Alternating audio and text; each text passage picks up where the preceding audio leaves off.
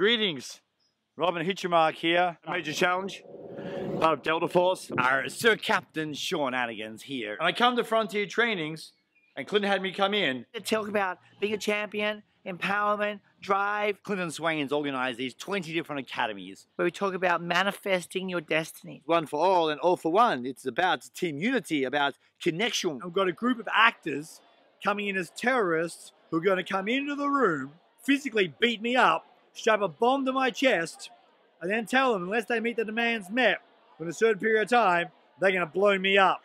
All right, time to get out there.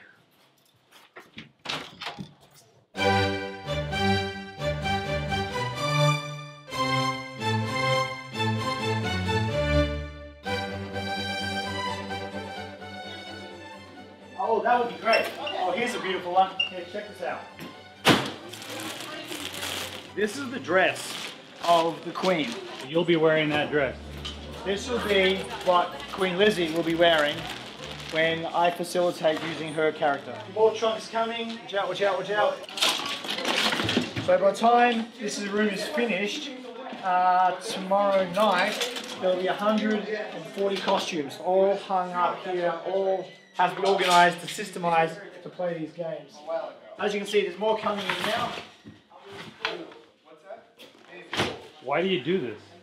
I do it because watching people transform their lives is incredible, and the more we can take people out of their normal style of lifestyle and into something different, the faster they learn. Has anybody told you that it's too much?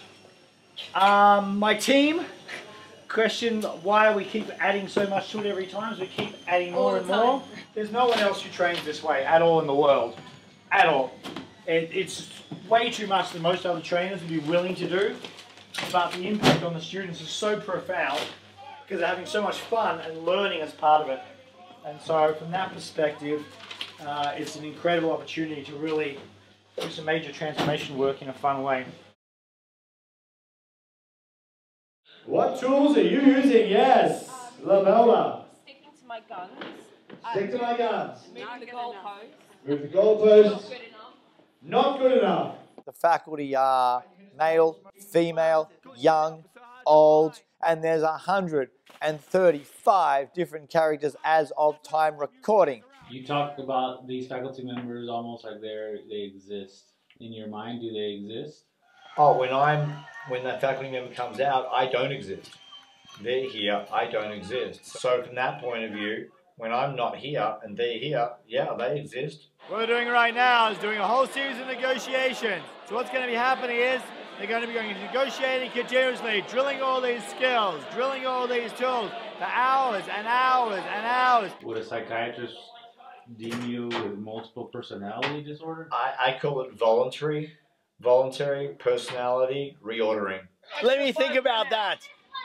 No. Extra 5 minutes. Let me think about that. Please. No. Please. No. I get constantly being called a genius because of the knowledge I have and what I do and the expansive level I play. Are you a genius? I would say yes. You didn't hesitate with that question. Some would say maybe that's egotistical of you to call yourself a genius. Yeah, well, if they've put 13,000 hours on stage, working away, producing results, and they've created an output of what I've created, then I guess I've got no problem with it.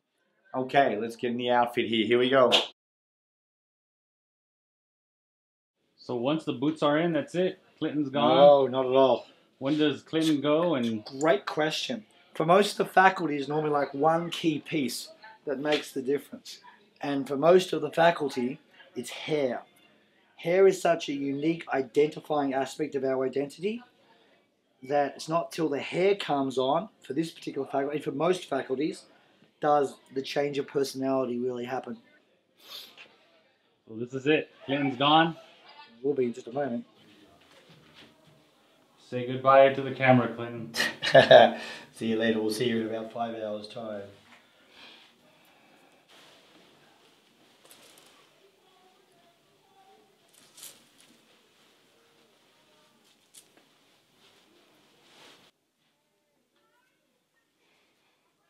Talk to me and tell me what you're going to be talking about.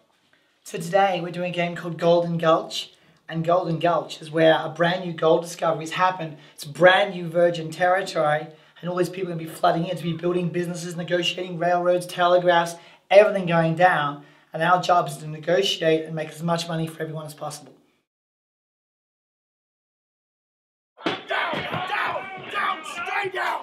Get down on the floor! Down! Get down! Now!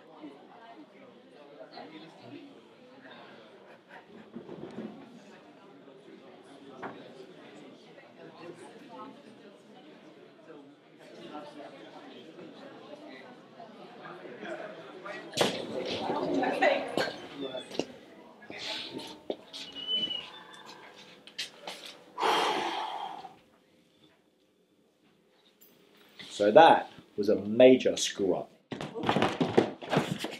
Stay down! Smiler! Smiler, come here now! That was brutal.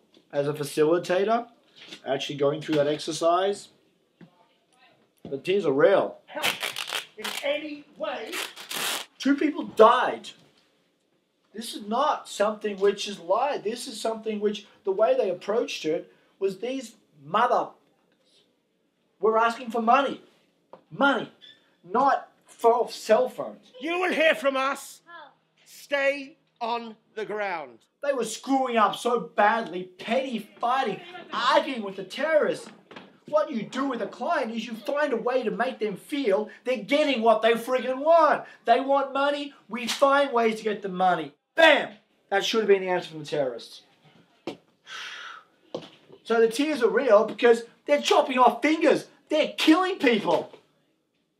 And they can't even deliver a freaking pizza? Are you for real? You can't deliver one pizza and you want to be able to negotiate? So what this tells me, as a trainer of negotiators, I've got a long way to go before these people have any skill at negotiating. Oh boy, we're about to have a debrief and discuss what should have happened. So, let's get ready to get back in the room.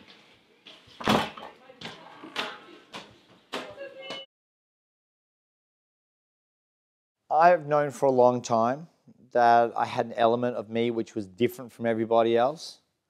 And that ability ended up transforming into my ability to take on these different characters, both male and female.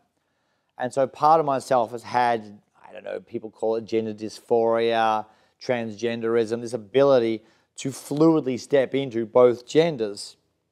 And for a long time, me keeping that private was because it was okay within the context of my training room, but taking that public was something that I was reluctant to do. In the early days when you're exploring and learning and traveling and pushing boundaries and you're going out in public in the first time, you realize people really don't care. And even those who would make any comments, 1 minute later they're busy consumed by something else. Or you get to a point where you realize people are so self-absorbed on their own issues that even if they have a moment's notice of saying a comment, it's not long lasting. And when you realize that no matter how much you think your stuff matters, no one really cares, suddenly you're free. For me, it was like coming to grips with who I am and allowing myself to see if I really want to play big and do what I'm supposed to do on the planet, I get to allow myself to be fully revealed and let people get a better understanding of the mental process it takes to do what I do. Most people, as I said, have difficulty comprehending the mental space required to eliminate yourself and step into a different role. There's a very small number of people in the world who truly understand, but the position I'm in, I get to play full male characters, generals, kings, with incredible power to influence people. So the male side of me is incredibly strong, and yet the female side of me is incredibly strong. So why transition completely? What time is it? 5:40. So I transition completely because I'd lose all the male side of me. Or if I transition 100% from male to female, they're going to come back into male characters anyway. So it's a bizarre predicament. It's very challenging with my parents. My parents don't understand what I do. My mother still finds the changing gender to be very weird and something that she would not want to rush around and let people know. At one point, I created a website when I started all the cross-dressing, transgender part of who I am, and I put that up, and my mother found it. So she types in Swain, and third or fourth one was my female character, my female identity, with all pictures and background and everything else about my life's journey, and she freaked, and I got a call from her and my father going, "What the hell are you doing? Take it down immediately, you're embarrassing the family." Has there ever been a conversation with your son about what's maybe he's seen? Oh, I mean, he's open, seen it all. There's nothing been hidden from him. He knows Dad's special, so there's not really an issue that needs to be discussed. I spent years working on myself in preparation to go down this path. What I'm doing is perfectly aligned with my purpose on the planet, and based on results, it works for impact with people, of me moving between myself and Queen Lizzie and Wendy and Ricky and my general and all the other characters that I do. That fluidity of identity has incredible impact on people. My willingness to get out. Caitlyn Jenner definitely had some factor of it, because Caitlyn, you're doing an awesome job out there in bringing awareness to the possibility that we're not all, it's not a binary system. And with what I do, I've established such expertise in my level of skill on stage teaching that now it's time to take that out into the world more. The work comes first. To me, it's always about the work. Thank you.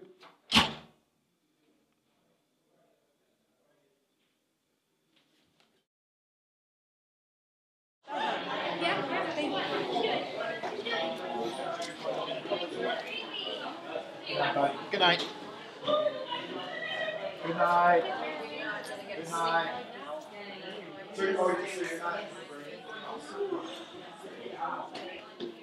What a day. What a day. What's going through your mind right now? I guess it's the glow. Just to watch something of such magnitude of complexity come all together to impact so many people's lives, and the feedback and just the lessons and the emotion and the rawness that got created in these games, and the characters and people just sharing about how much they were breaking down and crying, and just the blessings of being able to do what I do as a trainer. And this game here, it's every single person has so many lessons and so much growth out of it. I mean, you can't teach just lecture style and create anything like that impact. No amount of teaching, of standing there talking, could create the impact of something that happened today. Why so emotional? It's raw for me. I mean, I pour all my heart and soul into the games. I pour every single bit of me to make them as impactful as possible, and I get to know everyone. I get to know everyone really deeply. I get to know everyone on a personal level, on a family level, on goals and dreams level. And as I get to watch them play the games and see the lessons they learned from what I created for them, it's really touching. It's really touching. And it's emotional for me to share about me living my vision and watching it unfold, and what's possible for them when they live their vision. Tomorrow is another day, so it's time to go and get some rest, and then come back up early tomorrow morning, clean up, and dive into another amazing game. Good night, Ken. Okay, good night.